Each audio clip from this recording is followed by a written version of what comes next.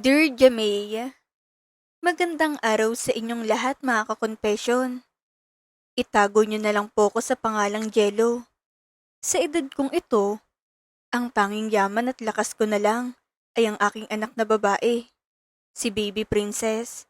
3 taong gulang pa lang siya ngayon. Siyang buhay ko.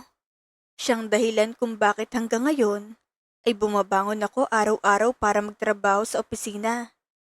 Kahit na sa totoo lang, durog na durog ang puso ko. Nais ko lang pong ibahagi ang naging kwento ng buhay namin ng aking asawa, na si Selly, upang maging babala at aral na rin sa lahat ng mga nagmamahal ng labis. Naalala ko pa noong una, maayos naman kami. Simple lang buhay namin. Hindi ako mayaman, pero bilang isang empleyado sa opisina, sinisiguro ko na hindi nagugutom ang mag-ina ko. Maaga akong gumigising, gabi na akong umuwi. Lahat ng sahod ko ay diretso sa kanila. Ang akala ko, sapat na yon.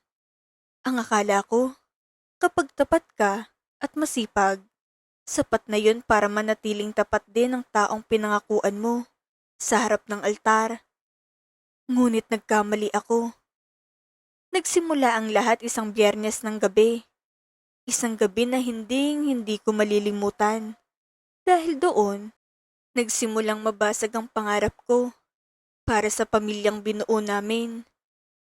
Nasa sala ko noon, nagpapahinga pagkatapos ng isang buong linggong pagod sa trabaho. Tulog na si Baby Princess sa kwarto. Bigla na lang lumabas si Selly mula sa banyo. At laking gulat ko nang makita kong itsura niya. Sobrang ganda niya ng gabing iyon. Naka-makeup siya, maayos ang buhok, at ang suot niyang damit ay halatang panggimik. Isang fitted dress na bihirang-bihira niyang isuot kapag ako lang kasama. Amoy na amoy ko rin ang mamahaling pabango niya. Agad akong nakaramdam ng kaba at pagtataka. Lalabas siya? Ngayong oras na ito? Saglit lang ako ha, tulog naman si baby. Paalam niya sa akin habang kinukuha ang kanyang maliit na handbag. Tumingin ako sa orasan sa dingding. Pasado 8:00 na. Papunta ng 10:00 na ng gabi. 10:00 na ng gabi? Aalis ka pa? Taka at may halong pag-aalalang tanong ko sa kanya.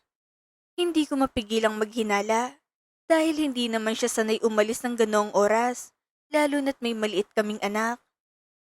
Saglit lang naman ako eh. Mabilis at medyo iritable niyang sagot sa akin. Parang ayaw niyang tanungin ko siya. Parang bawat tanong ko ay isang abala sa kanya. Sa totoo lang, Miss Jamey, hindi talaga ako payag noon. Mabigat ang loob ko. Pakiramdam ko may mali. Pakiramdam ko, hindi lang simpleng kaibigan ang pupuntahan niya. Halatang party over ang destinasyon niya, lalo na sa ganoong uri ng pananamit. Pero bago pa ako makapagsalita ulit para pigilan siya, lumapit siya sa akin. Ngumiti siya ng kay tamis. Iyong ngiti na matagal ko nang hindi nakikita sa kanya. Lumapit siya. Hinalikan ako sa pisngi at bumulong. Bye. Paalam niya. Sa isang halik at ngiting iyon, parang natunaw ang lahat ng pagdududa ko. Ganoon ko siya kamahal, Miss Jamey. Isang lambing niya. Tiklop agad ako. Wala naman akong nagawa noon eh. Kaya hinayaan ko na lang siyang umalis. Naniwala ako na sinabi niya na mabilis lang siya. Inisip ko, baka kailangan niya lang din na mag-unwind kasamang mga lumang kaibigan. Sino ba naman ako para ipagkait sa kanyang kaunting saya? Sa pag-iisip na iyon, natulog ako ng may tiwala sa aking puso. Inasahan ko na paggising ko sa umaga, katabi ko na siya at mahimbing na natutulog. Ngunit nagkamali ako. Malaki ang naging pagkakamali ko. Kinabukasan, Sabado ng umaga, nagising ako hindi dahil sa alarm clock at hindi rin dahil sa yakap ng asawa ko. Nagising ako dahil sa lakas ng iyak ng anak naming si Baby Princess. Umiiyak siya sa kabilang kwarto. Basang-basa ang diaper at mukhang nagugutom na ito. Agad kong kinapa ang kabilang panig ng kama. Malamig, walang tao, walang Selly na nakahiga roon. Nasanay kasi ko na si Selly ang unang gigising sa umaga kapag Sabado. Dahil ako, kapag walang pasok sa trabaho, sinusulit ko talagang pagtulog at pagpapahinga. Todo kayod ako buong linggo. Kaya kung minsan, ay tanghali na ako nagigising kapag weekend. Pero noong umagang iyon, wala siya. Agad akong bumangon na may halong kabat inis. Pinuntahan ko si Princess. Binuhat ko siya at pinatahan. Pinagtimpla ko agad siya ng gatas at dinala ko siya sa kusina para ipagluto ng pagkain. Habang nagluluto ako, hawak kong cellphone ko. Tinatawagan ko si Selly. Walang sumasagot. Sinubukan ko ulit. Ilang beses. Nag-text ako. Nasaan ka na?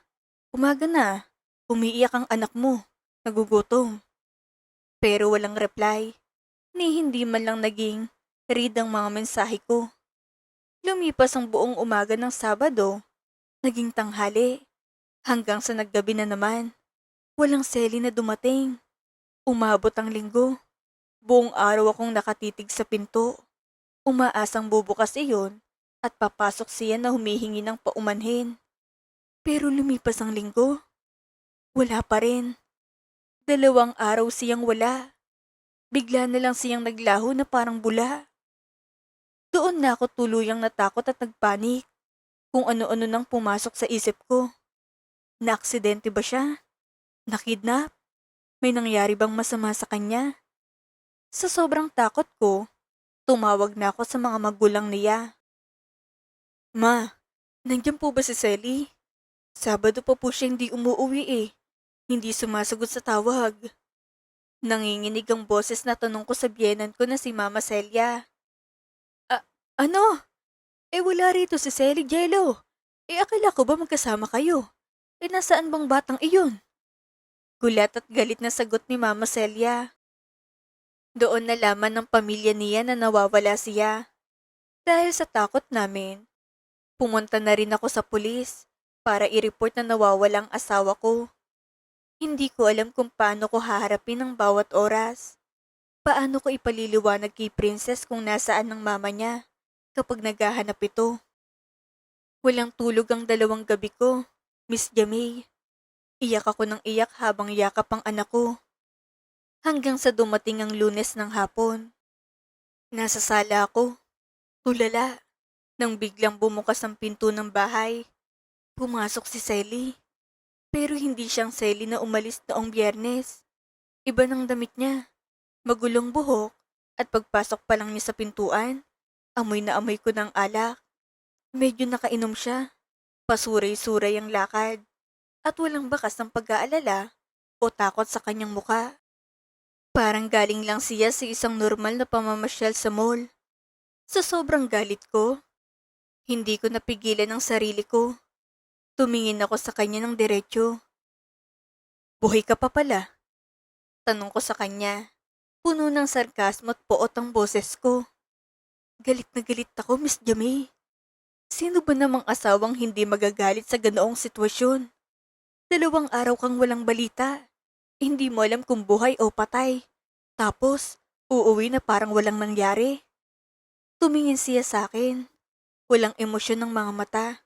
At halatang puyat din. Mamaya na lang tayo mag-usap. Pagod ako. Sagot niya sa akin. Sabay lagpas sa akin na parang hangin lang ako. Doon na sumabog ang bulkan sa loob ko. Hinarangan ko siya. Friday ka umalis. Tapos uuwi ka ng Lunes? Walang paalam. Walang tawag. Text o kahit anong paramdam kung nasaan ka man. Hoy, mayroon kang anak na naghihintay sa'yo rito. May asawa ka. Maski magulang mo, walang alam kung nasaan ka. Alam mo ba yung ginawa mong gulo? Nagpunta pa ako sa pulis. Sigaw ko sa kanya habang lumuluha ang aking mga mata sa halo-halong emosyon. Galit, sakit at frustration. Nilabas ko ang lahat ng sermong naipon ko sa loob ng 2 araw. Humarap siya sa akin. Tinignan ako mula ulo hanggang paa at nagpakawala ng isang malamig na buntong hininga.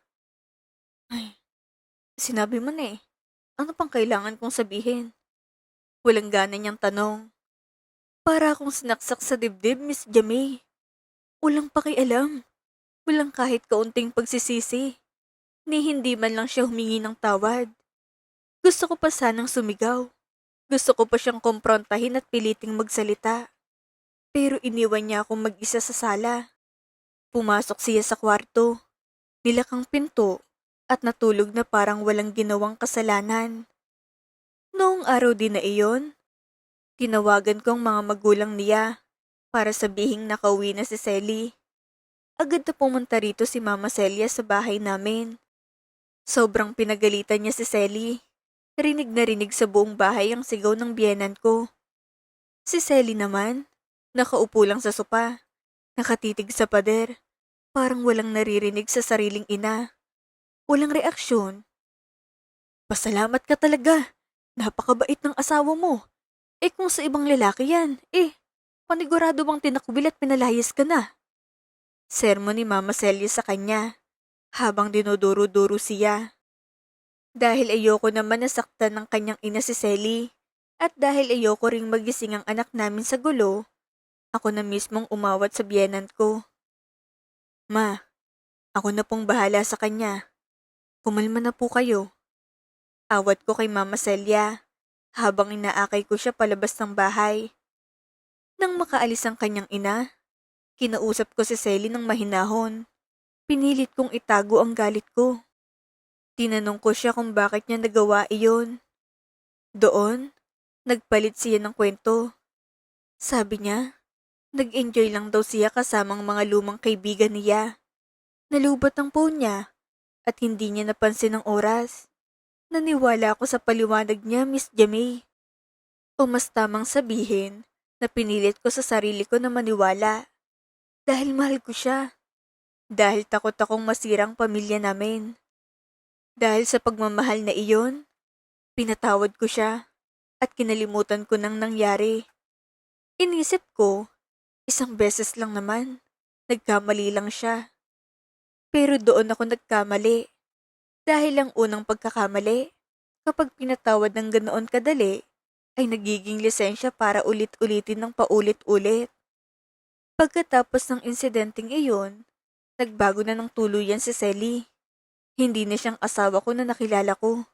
Palagi na siyang umaalis ng bahay. Kung dati ay tuwing gabi lang, ngayon kahit anong oras, may biglang pupuntahan. Palagi siyang nakatitig sa kanyang cellphone, nakangiti habang nagre-reply. Pero kapag lumalapit ako, agad niyang itinatago ang screen. Naging malamig siya sa akin sa kama. Parang diring-diri siya kapag hinahawakan ko siya. Hindi na ako tanga, Miss Jamie. Nararamdaman ko na may iba na. Nararamdaman kong unti-unti nang natutunaw ang pamilyang pinaghirapan kong itaguyod. Isang gabi, habang mahimbing siyang natutulog pagkatapos ng kanyang pag-alis, iniwan niyang nakapatong ang cellphone niya sa side table. At ang tangang tulad ko, na dati ay walang pakialam sa privacy niya. Dahil may tiwala ako, ay nagpa siya na buksan ng telepono niya. Nanginginig ang mga kamay ko habang pinipindot ang screen. Buti na lang at hindi niya pinalitan ng password na alam ko. Binuksan ko ang kanyang mga messaging apps at doon, tumambad sa akin ang katotohanan. May isang pangalan na palagi niyang kachat. Isang lalaking nagngangalang Gab. Binuksan ko ang profile ni Gab. Sa mga larawan pa lang niya, kitang-kita ng karangyaan. Nakasuot ng mga mamahaling damit, may hawak na luxury car keys, at palaging nasa mga high-end na lugar. Ang mga chat nila ni Selly. Miss Jamie, nadurog ang puso ko sa mga nabasa ko. Ang turingan nila ay parang magkasintahan. May mga salitang, I miss you, I love you, at mga plano kung kailan sila muling magkikita. Doon ko napagtanto na ang 2 araw na nawala si Selly noong nakaraang buwan ay isinuko niya sa lalaking ito. Naghinala na ako ng lubos. Pero kailangan ko ng matibay ng ebidensya. Gusto kong makita ng sarili kong mga mata kung hanggang saan ang kayang gawin ng asawa ko. Dumating ang isa namang Biyernes. Muli siyang nagpaalam sa akin. Ganoon pa rin ang eksena. Nag-ayos, nagpaganda, at tumalis na parang walang asawa at anak na may iwan. Pero sa pagkakataong ito, handa na ako.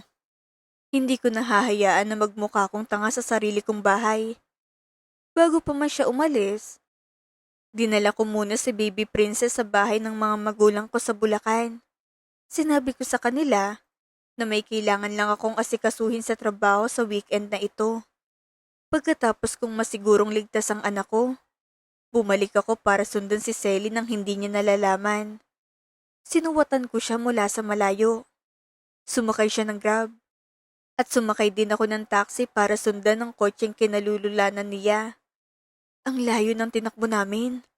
Mula sa simpleng subdivision namin, dinala kami ng biyahe hanggang Bonifacio Global City o BGC sa Taguig.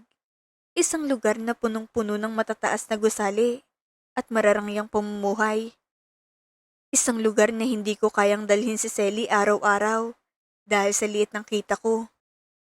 Bumaba si Selly sa tapat ng isang high-end steakhouse. Isang mamahaling restaurant na ang isang putahe lang ay katumbas na ng ilang araw naming grocery. Mula sa labas, sa pamamagitan ng malalaking salamin ng restaurant, nakita ko siya. Umupo siya sa isang mesa kung saan may naghihintay na isang lalaki. Laking gulat at sakit ko nang makita kong lalaki. Tamang hinala ko. Siya ngang nasa profile picture. Si Gab.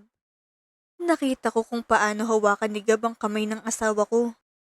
Nakita ko kung paano ngumiti si Selly sa kanya. Iyong ngiti na matagal nang nawala sa aming tahanan. Masaya siya. Sobrang saya niya sa piling ng lalaking iyon.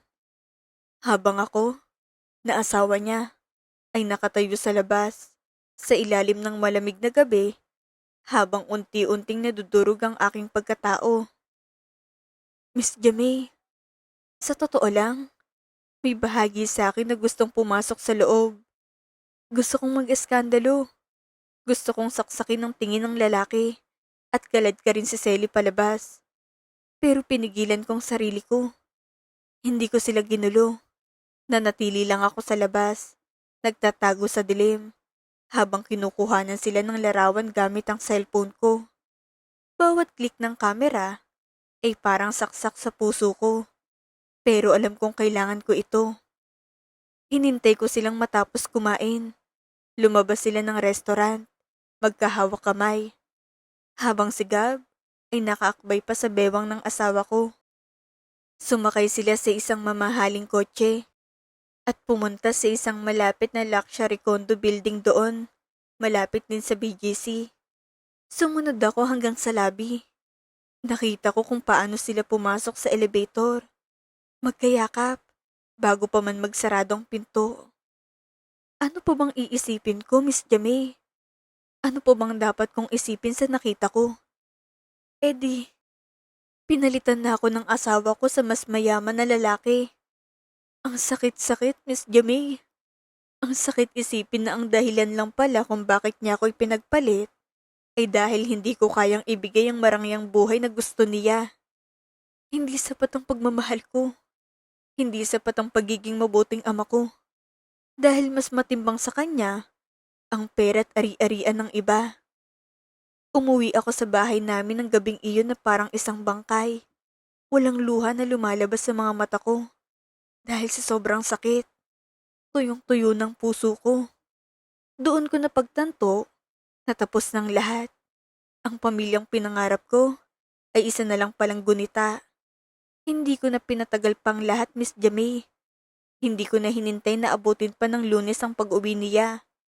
Nang sumunod na araw, pagka-uwi ni Selly sa bahay mula sa kanyang marangyang gabi sa BGC, nakaupo ako sa sala, naghihintay sa kanya. Pagpasok niya, hindi ko na siya hinayaang magsalita pa o magkunwaring pagod. Inilapag ko ang cellphone ko sa mesa sa harap niya. Nakadisplay doon ang mga malilinaw na larawan nila ni Gab na masayang kumakain sa steakhouse at ang larawan kung saan magkaakbay silang pumasok sa condo building. Tumingin si Selly sa screen ng cellphone ko. Sandali siyang natigilan.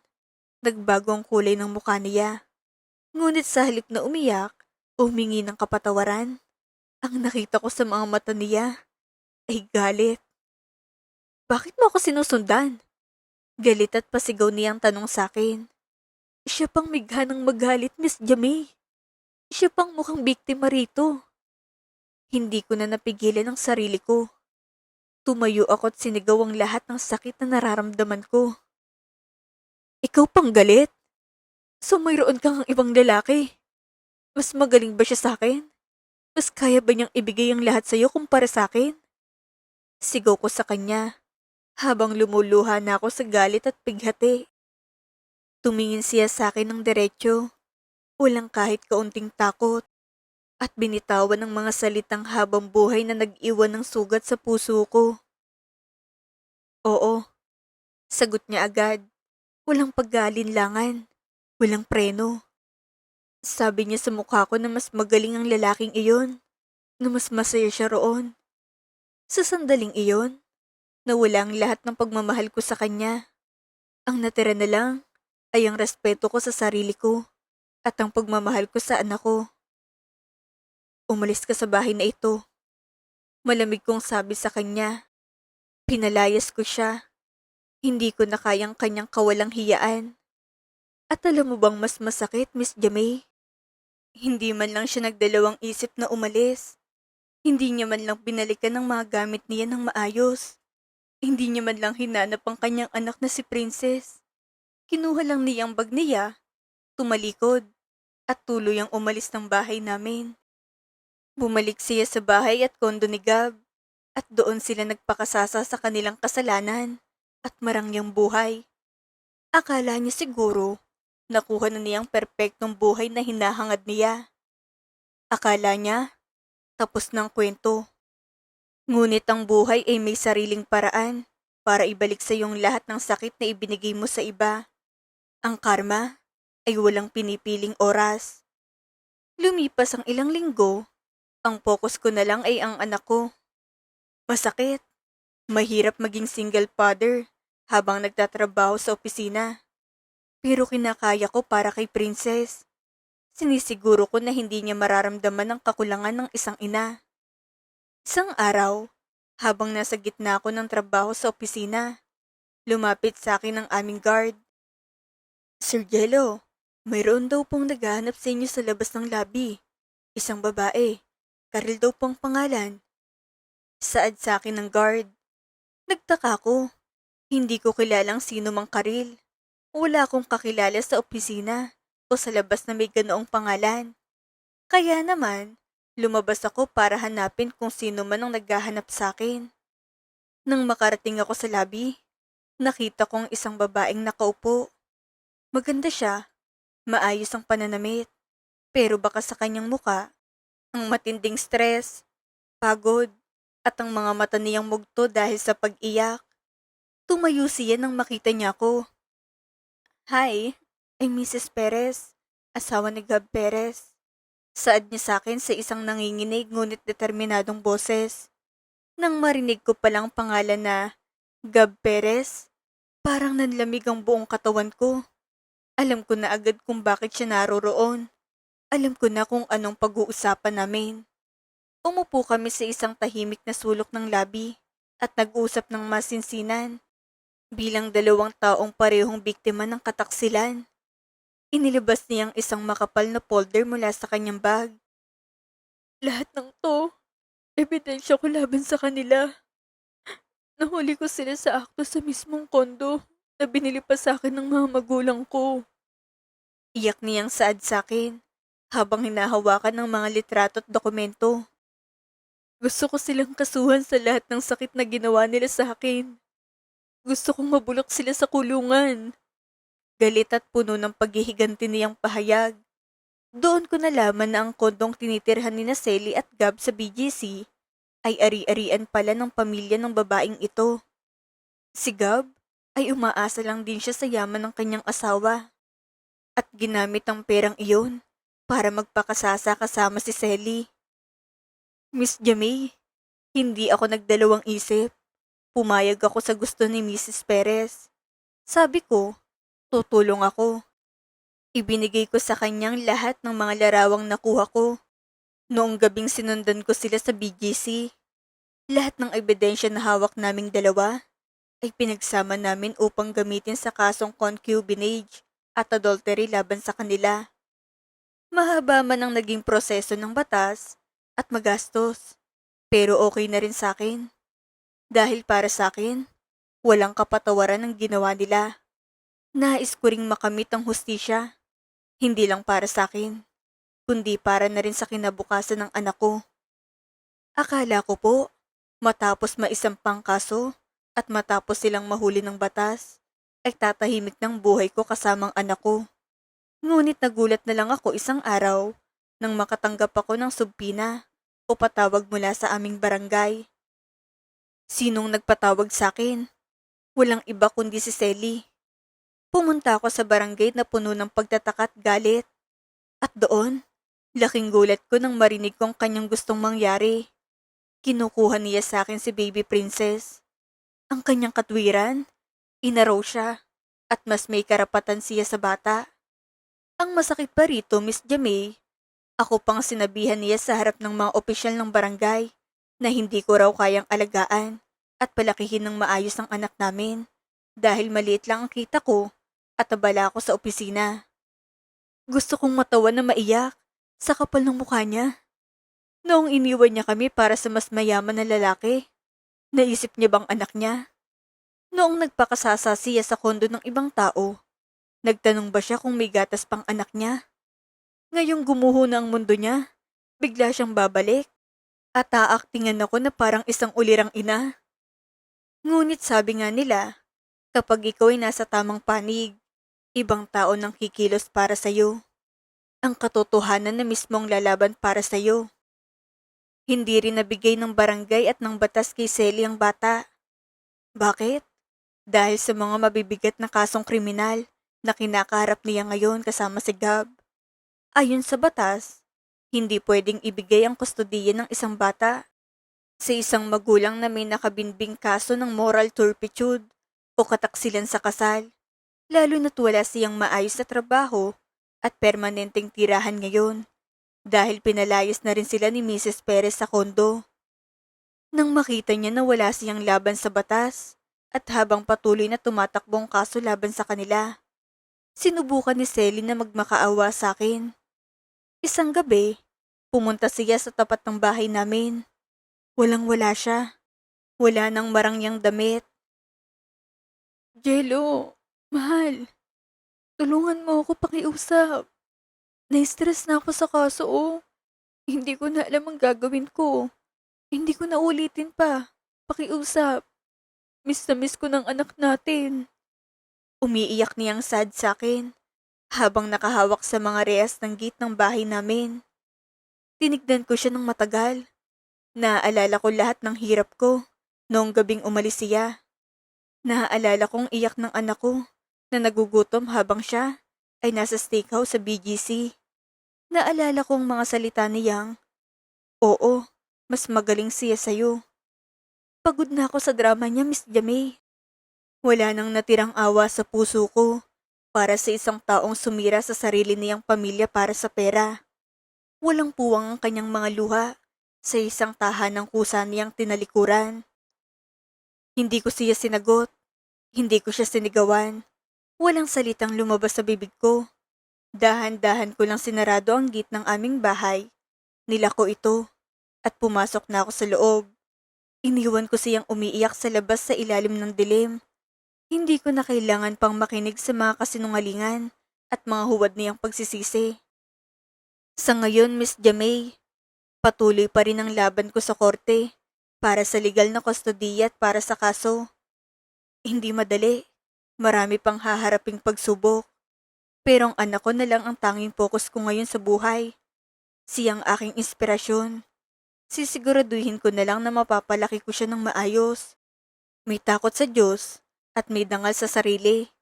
Mga bagay na hindi kailanman kayang bilhin ng pera ni Gab o ng kahit sinong mayaman na lalaki sa mundo. Hanggang dito na lang po ang aking liham at pag-amin. Maraming salamat sa pagkakataong maibahagi ito. Nagmamahal, Jello. Isang napakabigat at napakatapang na kwento mula kay Jello. Maraming salamat, Jello, sa pagtitiwala mo sa Dear Jamay upang maibahagi ang iyong karanasan. Saludo ako sa iyo bilang isang ama, nananatiling matatag at hindi sumuko para sa kapakanan at kinabukasan ng iyong anak na si Baby Princess. Mga ka-confession, napakalalim ng aral na iniwan sa atin ng kwentong ito dahil ipinapaalala nito na ang pag-aasawa ay isang banal na panata na hindi pwedeng paglaruan o talikuran para lang sa silaw ng karangyaan at panandaliang aliw tulad ng ginawa ni Selly. At nagpapatunay na ang kayamanang nagmula sa kataksilan ay mabilis ding mawawala upang mapalitan ng kahihiyan at bagsik ng batas. Ngunit higit sa lahat, ipinakita nito ang tapat na pagmamahal ay may hangganan at dapat may kalakip na respeto sa sarili.